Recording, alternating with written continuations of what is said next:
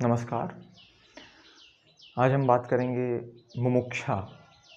क्या है मुमुक्षा और जीवन में कब यह घटित होती है?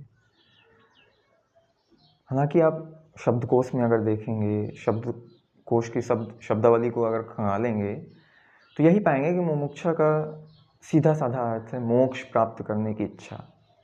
लेकिन अगर देखें आप कि मुमुक्षा ये कोई दूसरी किसी भी, जैसे जिज्ञासा, किसी चीज़ को जानने की इच्छा के रूप में परिभाषित की जाती है, वैसे ही ये कोई दूसरी इच्छा नहीं है कि मोक्ष प्राप्त करने की इच्छा। तो मोक्ष जैसी चीज़ ये कोई इच्छा होने से नहीं संभव है। असल में जब हम जीवन को तुलना करके देखते हैं ना, तो फिर ऐसे शब्दों के बड़े ही छिछले, बड़े ही सुपरफिशियल अर्थ हमें लेने पड़ते हैं। तो मोक्ष माने कि भीतर की प्यास, आपके अगर भीतर कुछ ऐसा है, व्यर्थता का बोध, जो आपको किसी भी बाहरी सुख, किसी भी बाहरी आयाम में उसे जाने से रोक रहा है आपको। और एक तरीके से आप यह भी कह सकते हैं कि जब आपने बाहर सब कुछ खंगाल लिया, बाहर सब कुछ छान लिया, सारी असारता, सारा जीवन अपने देखा, आपने भोग में गए, व्यसन में गए, किसी भी तरीके की लिप्सा में गए, लेकिन जब बाहरी आवरण से आप ढके होकर आप अपने भीतर की उस कुलबुलाती हुई प्यास, उस दुख की आवाज़ को आप पहचानने लगे कि क्या है मेरे भीतर जो बार बार मैं बाहर जा रहा हूँ, मैं किसी से संबंधित हो रहा हूँ, बीट सेक्सुअल रिलेशन और इमोशनल और एनी काइंड ऑफ रिलेशन, वो प्यास आपको भीतर से नहीं भर पा रही है। और या तो बुद्ध को कहें कि बुद्ध जैसे जैसे उनका जीवन था, फिर उनमें मुमुक्षा जागी, जिसे आप महाभिनिष्क्रमण के नाम से बौद्धों ने परिभाषित किया है कि जब बुद्ध के भीतर उस व्यर्थता का बोध जागा मुमुक्षा के लिए, कि अगर मैं इस व्यर्थता के बोध में अब तक जिया हूँ 25 साल 26 साल, उसके पार अब मैं, क्या है ऐसा जो मुझे अभी नहीं आनंद दे पा रहा, क्या है ऐसा जो मुझे अभी काट रहा है। इसलिए मोक्ष कोई दूसरी किसी भी इच्छा जैसे नहीं है, वो कह सकते हैं कि सारी इच्छाओं के पार जाने की बात है, सारी इच्छाओं से मुक्ति का प्रयास है। वो इच्छा, या जिसे कहें कि सब सत्यों के खो जाने पर जो स्वप्न बुनता है, बुनना है तो उसे बुनो। सब सत्यों के खो जाने पर जो स्वप्न जागता है, बुनना है तो उसे बुनो। तो मोक्ष उस स्वप्न की बात है, वो दीवार स्वप्न जैसे नहीं है कि आपने सोचा कि मैं कुछ ये कर लूँगा, मैं एक कंपटीशन निकाल लूँगा, मैं अच्छा बड़ा बन जाऊँगा, ऑफिसर बन जाऊँगा, मैं यहाँ बैठ जाऊँगा, मैं ऐसा करने लगूँगा, मैं वैसा करने लगूँगा, मैं कुछ हो जाऊँगा ताकि बाहर के लोग जान जाएं कि मैं कुछ हूँ। यही राजनीति है।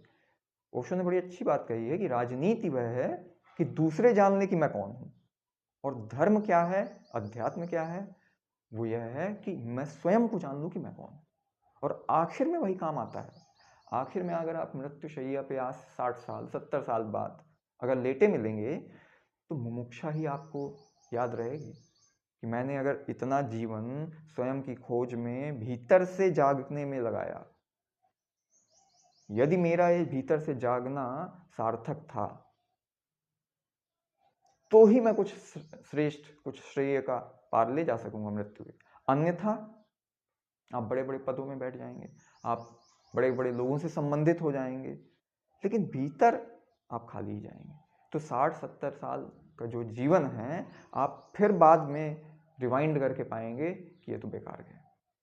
तो मुमुक्षा जो है आपकी, वो बड़ी ही प्रीतिकर घटना है किसी भी व्यक्ति के जीवन में। वो चाहे सिद्धार्थ के जीवन में हो, जब वो अपने भीतर गए, मुमुक्षा की तलाश की उन्होंने, जब उन्होंने सब सार असार सब एक भांति देख लिया कि अब तो देख लिया संसार, जीने मरने के आसार, इससे ऊपर हमने जाना, घर जीवन को खुद ना जाना, इससे ऊपर हमने जाना, घर जीवन को खुद ना जाना, तो फिर तुम जितना भी भटको लौट आओगे फिर यार।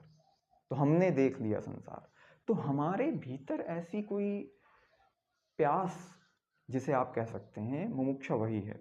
और बिना मुमुक्षा के घटित हुए जीवन में आप जितना भी प्रयास करें बाहर जाने का, जितना भी लोगों से संबंधित हो ले, नए स्थानों में घूम लें, लोग जाते हैं ट्रैकिंग में, लोग जाते हैं बीचेस में, बहुत जगह आप देखेंगे, इवन मंदिरों में, मस्जिदों में, चर्च में भरे पड़े हैं लोग धार्मिक होने के नाम पे, लेकिन भीतर मुमुक्षा घटित नहीं हुई।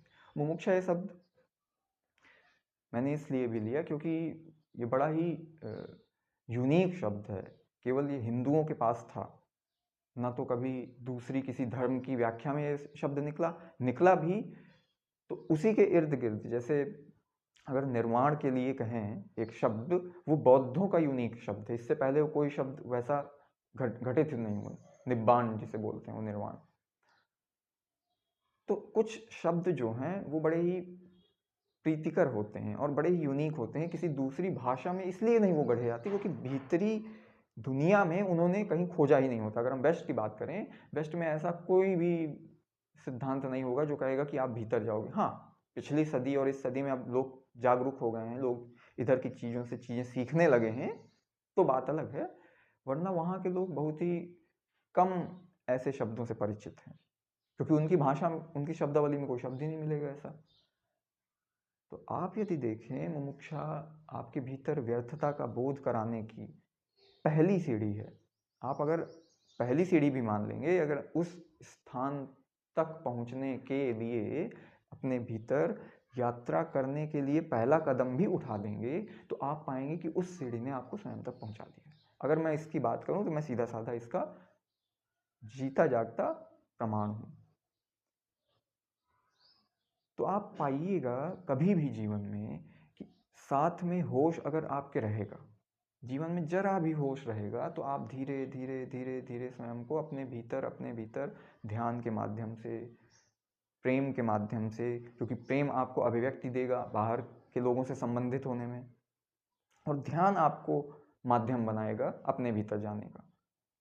तो दो चीज़ें हैं, ओशो की तरह मैं भी कहूँगा कि दो चीज़ें हैं जो सार्थक आपको लग सकती हैं इस यात्रा में, और यही दो चीज़ों से सारा जीवन आपको उसकी कुंजी जो जीवन की है वो हाथ लग जाएगी। पहली मुमुक्षा, जिसकी मैंने अभी बात की, और मुमुक्षा के साथ जो चीज़ें हैं आने वाली दो, जिस वजह से मुमुक्षा तक आप पहुंच सकते हैं, वो है ध्यान और प्रेम। तो ये संक्षिप्त वार्तालाप आज मैंने सोचा कि करूं आपसे, क्योंकि शायद आगे चल के थोड़ा मुझे हॉस्पिटलाइज होना पड़े, सर्जरी वगैरह जो भी है, तो उस वजह से शायद वीडियोस थोड़ा कम आए मे बी,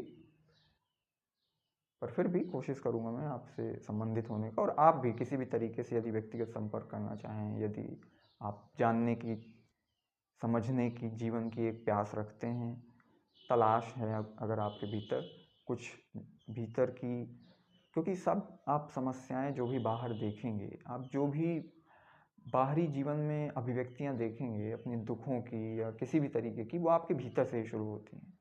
अब अगर मैं ये कहूँ कि सिर्फ मेरे पास आकर सही होंगी, तो मैं कहूँगा नहीं, मैंने अपनी सारी की सारी लिस्ट भी दे रखी है, फिर से दे दूँगा कि जो एनलाइटेंड बीइंग हैं इस समय, उनके पास आप जा सकते हैं। मैं इसलिए कह सकता हूँ क्योंकि मैं सबसे अभी निकटतम हूँ आपके, बस इतनी सी अंतर की बात है। क्योंकि जो वो जान रहे हैं वो मैं जान रहा हूँ, वो जो मैं जान रहा हूँ वो जान रहा है, इसमें कोई दो राय नहीं है। तो बस आज यही निवेदन करना था आपसे,